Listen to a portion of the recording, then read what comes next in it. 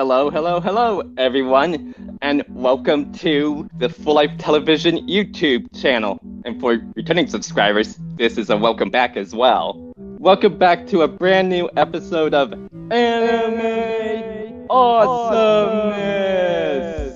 And before I get to this month's anime, I do need to provide a brief content warning that the first season of this anime that I'm reviewing does deal with a tragic mass murder, but it'll make more sense when you check the Wikipedia link that will be included in the description below. So without further ado, this month's anime is Season 1 of Demon Slayer. And it starts out innocently enough with our main protagonist, Tanjiro, going to town to sell charcoal to make money for his family. But as you may have guessed from my content warning, all good things can't last forever, and when they do come to an end, they're usually accompanied by the scent of blood. And judging by the look my executive producer gave me, I just, figuratively speaking, scared him right out of his chair.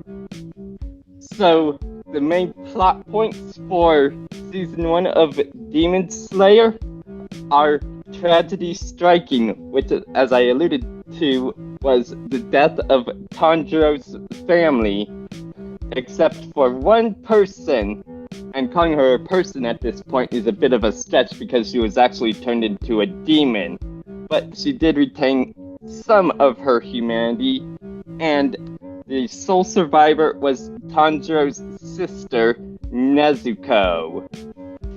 After that, Tanjiro and Nezuko set out for Tanjiro to become a demon slayer, with his sister Nezuko helping him, was recovered, and putting it mildly, she was also brainwashed so that she retains her humanity and is completely averse to dining on human flesh. And then once Tanjiro was trained as a demon slayer and he passed the final selection, he began his first mission, where he was accompanied by two more demon slayers by the names of Inosuke Hashibira, who wouldn't know social cues if they smacked him in the face with a flying rock. And Zenitsu Agatsuma, who's a total scaredy cat when he's awake, but if you put him in danger and he falls asleep while in danger, you might hear boss music and be like, why do I hear boss music playing? Right before it's curtains for you. And then after the first missions, where the four main protagonists are injured, well, 3 out of the 4, because Nezuko recovered quite rapidly compared to the other 3, but they recovered at the Hashira mansion, and Tanjiro was accepted into the Demon Slayer Corps as a trainee Hashira, but under strict conditions, considering the Hashira had wanted to kill his sister because, you know, she's a demon, and what would the Demon Slayers be if they didn't kill a demon? And then finally, Season 1 ended with a preview of Season 2, which is the Mugen Train arc, which originally was released as a movie, but it was later adapted to be the second season of Demon Slayer.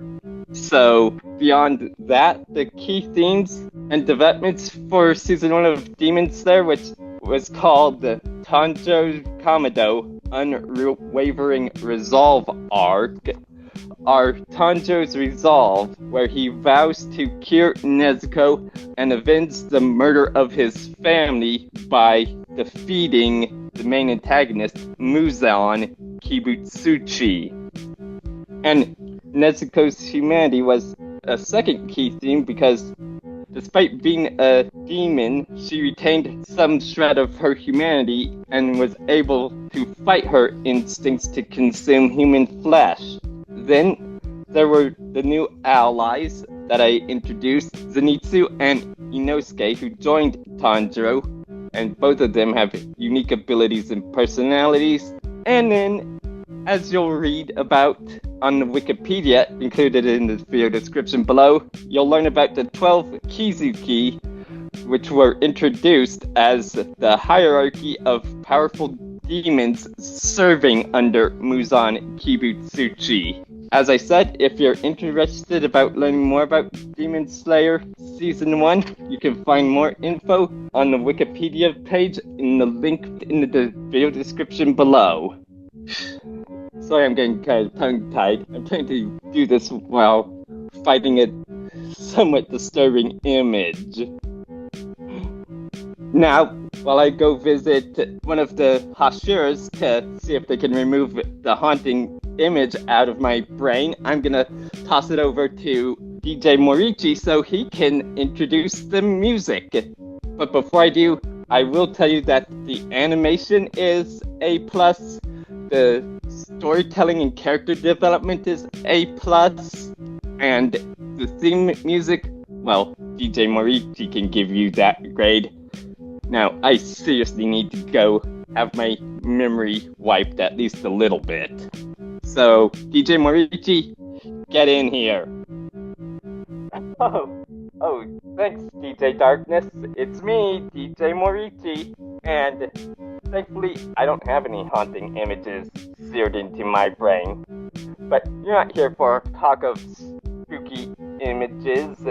You're here for the music, and the theme song chosen for this month's anime awesomeness, being that it's Demon Slayer, it's the first season's opening theme, and this theme is called Gurenge, and it was performed by Lisa. And if you're looking for covers, I've got you covered. Because I have 5 covers.